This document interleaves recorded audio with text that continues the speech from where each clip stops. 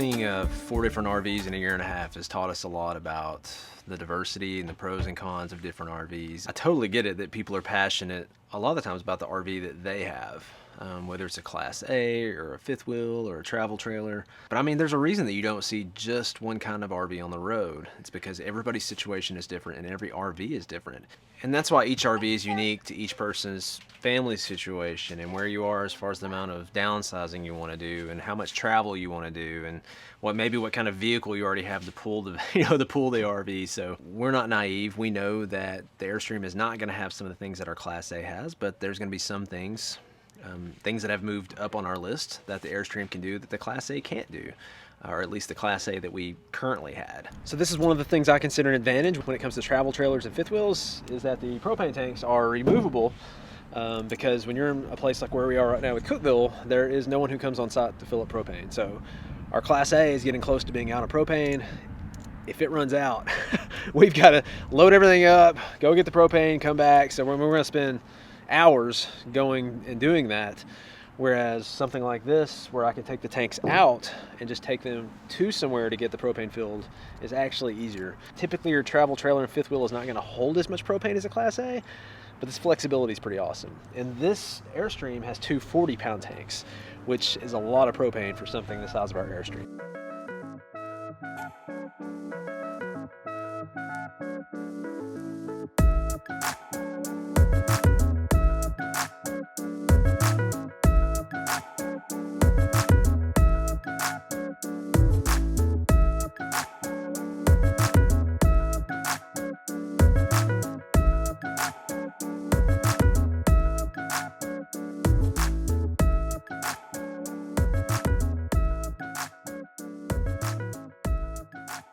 Of course, the entire reason I'm swapping the propane out is because I've been letting the propane run instead of winterizing the Airstream. A couple of reasons. One, I don't have to winterize the Airstream. Number 2, I don't think it'll be that long before we move into the Airstream, hopefully.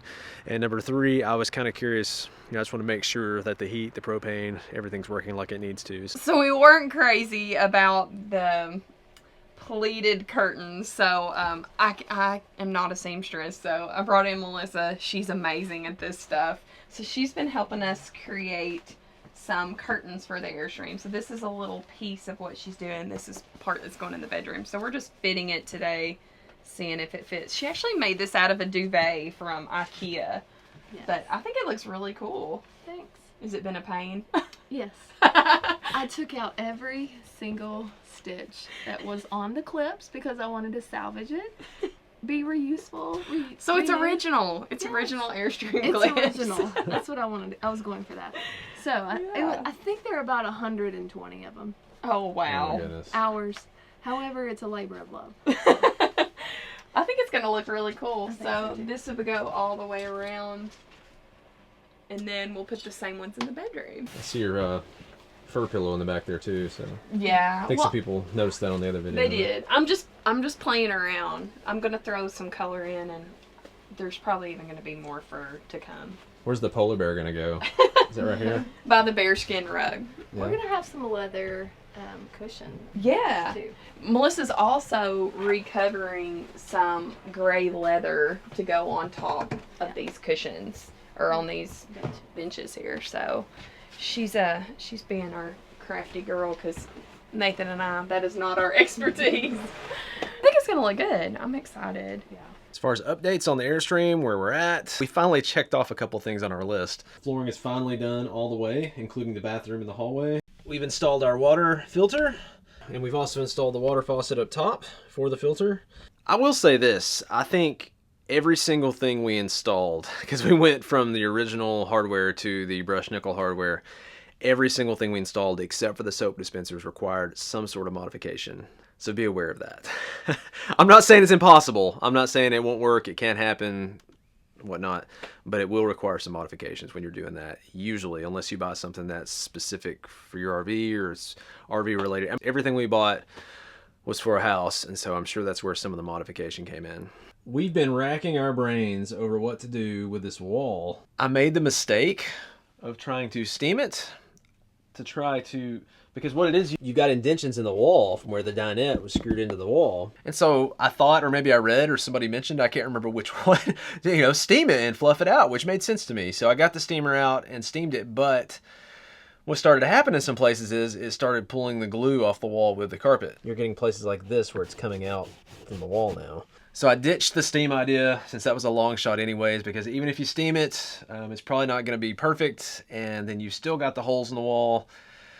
It's just hard to salvage the wall that way, because we were thinking about trying to clean it up the way it is, or maybe even paint the carpet or something like that. So we've gone to plan B or C. I'm not sure what we're on now. That's the aluminum. So the plan is now similar to what's on the kitchen side, where you've got the aluminum and then a transition and then your carpet. It's going to be opposite of that over here. So we're going to have the aluminum down here, transition, carpet on the top. I do realize that ideally the whole thing could just be aluminum. I mean, there's, like everything else, there's pros and cons to doing this. You know, the mouse fur is in here for a reason. People, Airstreamers call it mouse fur. Anyways, the carpet, mouse fur, whatever you want to call it, is in here for a reason. It does help with insulation. It does help with sound, as far as sound absorption in a small space, but at the same time, it's hideous. So a lot of people are taking it off their walls. I'm kind of in the middle. I wanted to leave it on the walls, but I don't want to leave it on the walls the way it is, because it looks rough after taking out the dinette. Plus, if we tried to put aluminum everywhere around the windows, I mean, you've got a lot of work of taking all this stuff off the walls to prep it, to put the aluminum down. And then you're kind of all in. I mean, if we did this wall here, we'd have to go all the way around and get all the mouse fur everywhere. That's kind of the plan, to bring the outside inside by having more aluminum exposed inside of the RV. I do also want to mention I inspected this. The refrigerator is cooling on electric. It cools really well on propane, cools perfectly. Like it's, you know, I have to turn the settings down on propane. And it is getting cold on electric. I mean, I can feel it. I know it's cooling on electric, but it's not getting as cold as it should on the coldest setting. This is kind of a, do you have an idea of what's going on type question for anybody out there who might know what would cause a refrigerator to work perfectly on propane, kind of work on electric, but not cool as much as it should on electric. I haven't gotten one of the laser thermometers yet to see, is that what it's called, a laser thermometer? Whatever that thing is where you can shoot it and you can see an exact temperature. I have not checked that yet to see exactly what it's doing. Something in the Airstream, I'm not sure whether I like it or not. Still kind of verdict's out on it. Some of your switches you can flip on and it, you know, it controls that light right there. But a lot of your lights are just manual like this. And you have to walk down through here turning all of them on the whole way. I mean, your bedroom has a switch, your bathroom has a switch, so it's a combination of switches on the wall and switches on the ceiling. I think it'll just be a mental thing of adjusting to where the switches for the lights are at, but in my mind, and I'm sure this could be rewired to do this, in my mind, when I flip a switch when I come into the RV, it would have been nice if it turned on all three of these lights instead of only turning on this light, and then I have to come through and manually do the other lights. How annoying is it going to be to turn those lights off and on? I don't know. I mean, if I toured one and started doing it, I mean, you just don't know what things are going to feel like, what they're going to look like on a daily basis. Part of what we do with our channel is try to give people realistic expectations. So you need to have that expectation that when you buy an RV, no matter how much research you've done, there's going to be things that you've forgotten or things that annoy you, didn't think about. I mean, and that's, I'm sure, why a lot of you are watching channels like this, is to figure out what those things are. This came in after I talked about needing it. So, E-Tech City infrared thermometer. This spot on the ceiling is 51 degrees. 51 degrees, 51.1. If it's inaccurate, it's at least consistently inaccurate. So, all I need, I'm going to check the fridge on electric, and then I'm going to try it on propane and see, you know, give it maybe an hour on propane and see what the temperature difference is. Okay, so inside the fridge is 47 degrees, which is not good. Inside the freezer, oh, same thing. I know it's colder on this bottom piece right here. Let me try that, because I could feel that. Okay, no, 46 degrees. It's really not a big difference from the inside temperature in here, but it is colder than the temperature in here.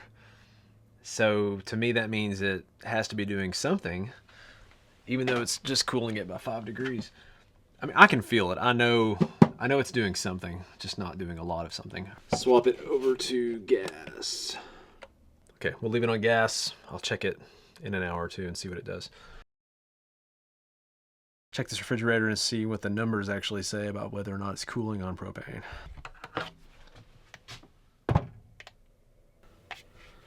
5 degrees. Let me do the bottom. 0. So there's the top. 31 degrees. Do it again. Is it 33 that time? 32 degrees. There's definitely no question something's going on with the fridge. I mean, it's like a 15-degree drop going from electric to propane. So need to figure that out before we head out.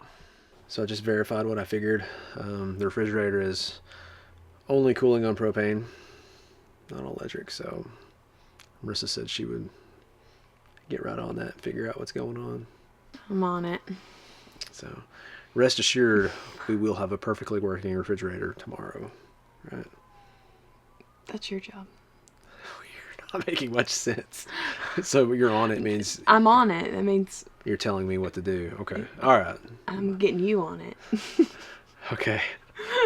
See what I can figure out. If you guys have got any ideas, I've kind of checked the breakers on it. Other than that, I haven't done a lot. I'm not an electrician. I think the curtains are looking good. I'm excited to see them up. I need to pick a color to go with everything. Yeah, everything's still pretty neutral. I don't know. I like the neutral too, though. I mean, you could always add color when you feel like a certain color. I mean, we're still hoping to get out of here. And I don't know, it's not long. 2 or 3 weeks. I've enjoyed our time here, though. Mm-hmm. I've enjoyed getting to spend time with family and friends and having a project to work on, but it's been kind of a good change of pace. But yeah, it's going to be great getting back out there and exploring again. Yeah, I mean, it's always good to change stuff up. I mean, especially the way we travel, we can't keep that pace all the time. So we need to change a pace sometimes. And we're going to call it a night. We'll catch you guys later.